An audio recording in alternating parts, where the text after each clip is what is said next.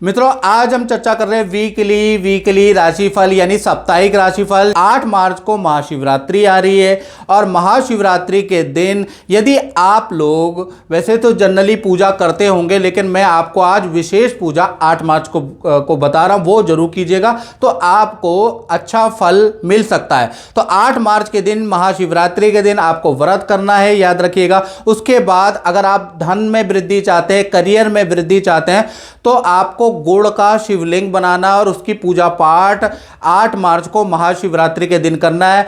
और उसके बाद अगले दिन उस गुड़ को आप नदी में प्रवाह कर दीजिएगा। यानी गुड़ का शिवलिंग बना के जो भी व्यक्ति पूजा करेगा, शिव पुराण में लिखा है, तो उसके घर के अंदर धन का भंडार भर जाएगा, करियर में उसको उन्नति मिलेगी। तो गुड़ के शिवलिंग बना के गुड़ को हल्का गर्म करके उसमें तेल लगा के गुड़ का शिवलिंग बनाया जाता है, तो उसकी पूजा होती है।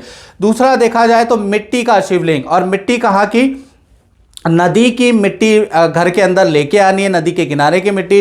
उसका आपको पार्थिव शिवलिंग बना के उसके बाद उसकी पार्थिव पूजा कहते हैं, यानी कि उसकी अगर आप पूजा करते हैं तो घर के अंदर कलेश, किसी भी तरह की नेगेटिव एनर्जी, कोई भी वास्तु दोष हो तो टिक ही नहीं पाएगा। तो घर के अंदर आपको पार्थिव शिवलिंग यानी नदी के किनारे की मिट्टी लाके उसका शिवलिंग बना के महाशिवरात्रि के दिन आप पूजा कीजिएगा। और वो जो पूजा करने के बाद अच्छी तरह से पूजा आरती कथा उसके सामने पढ़िएगा। उसको अच्छी तरह से प्राण प्रतिष्ठित करने के बाद या ब्राह्मण को बुला के रुद्राभिषेक कराने के बाद वही मिट्टी को आप अपने घर के अंदर गाड़ दीजिएगा। आपका वास्तु दोष खत्म, आपके घर के अंदर नेगेटिव एनर्जी खत्म, यानी हर चीज आपके घर के अंदर नेगेटिव खत्म हो जाएगी।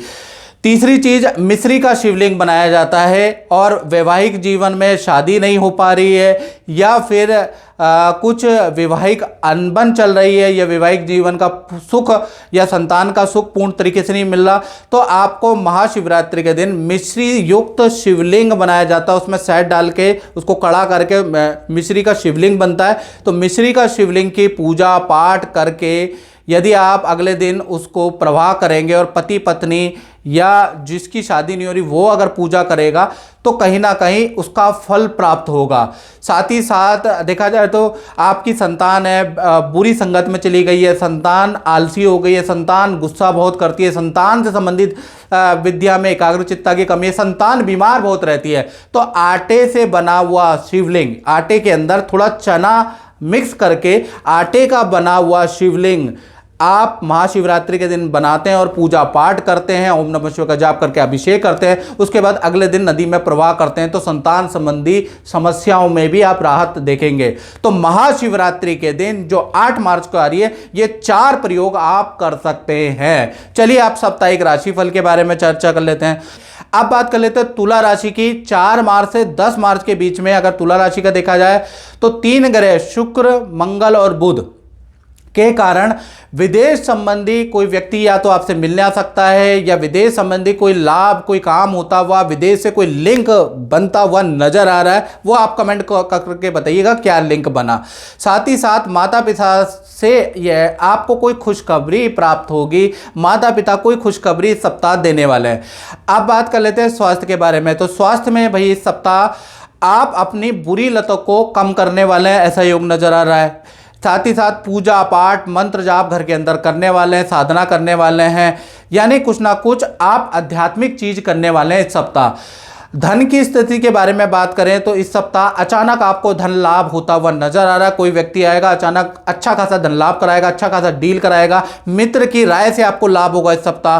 साथ ही साथ मकान संबंधी रेनोवेशन पे या मकान पे कुछ खर्चा भी आप करने वाले हैं, उस पर धन खर्च होगा।